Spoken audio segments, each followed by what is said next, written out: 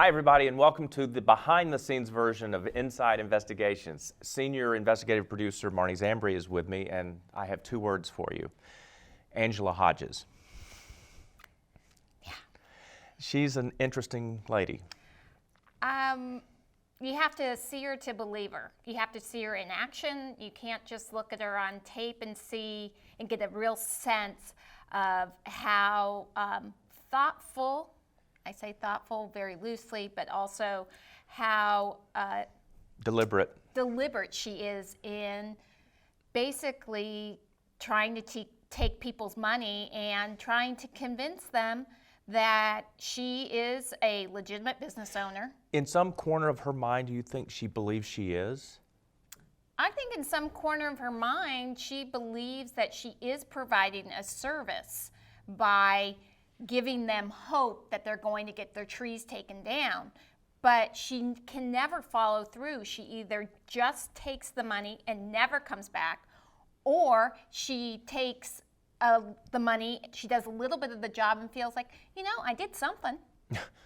And what I was so taken back about this is that there were so many people that were affected. I spoke to about 40 people on the phone and heard the same story again and again. And what made it even more upsetting is that she really manipulated herself into these people's lives. She would say to them, I am a black woman, I own my own business, and you as a black woman, because the majority of the people that were taken by her were elderly black women, and said, you can trust me, support me in my business. And when they did trust her, she ended up taking their money and just running with it. So as we often talk about, level one is that she's participating in a scheme to steal people's money. But the reason it becomes a more interesting story is level two.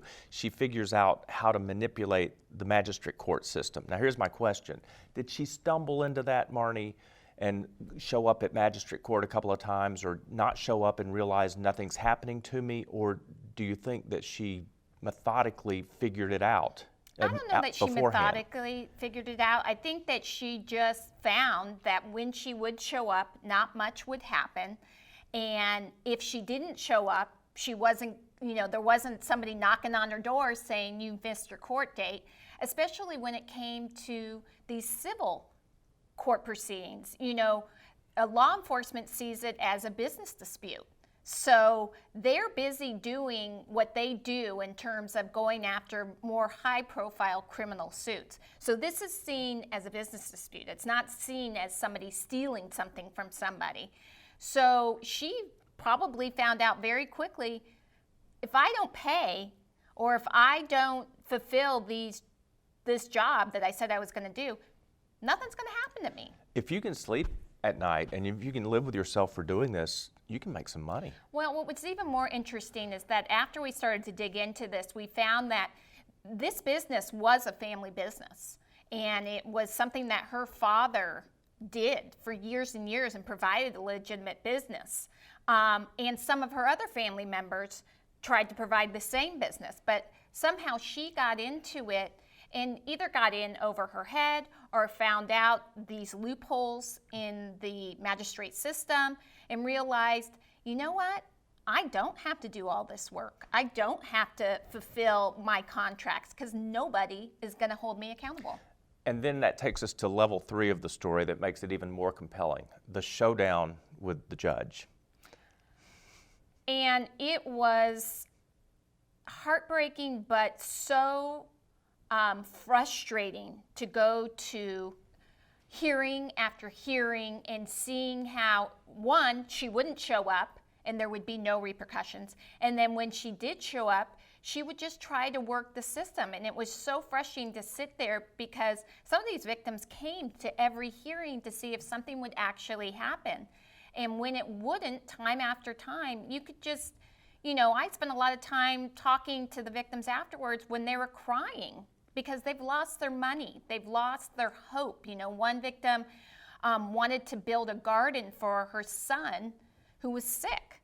And in the time that it took to get the garden started and it was never finished, her son died. And so it's not just money. There's a lot of emotion connected to giving this person and trusting this person with projects that never get done. So Angela's been to jail twice now for a few days. Well, on this one, because we do two parts. We do an update on it later on. And yes, she goes to jail once, that we definitely played a part in. And the second time that she went to jail, again, we sat there and pushed. And there's really only so much we can do except for show up. And she was charged with contempt of court. Contempt of court. She is, as far as we know, she's out again. And because of, while we're recording this now, we're in the, the COVID pandemic state. Who knows when she's going to be back in court? Who knows when she's actually going to be held accountable? Justice delayed is justice denied. Exactly. Well, we're going to stay on this one and check out for more updates coming.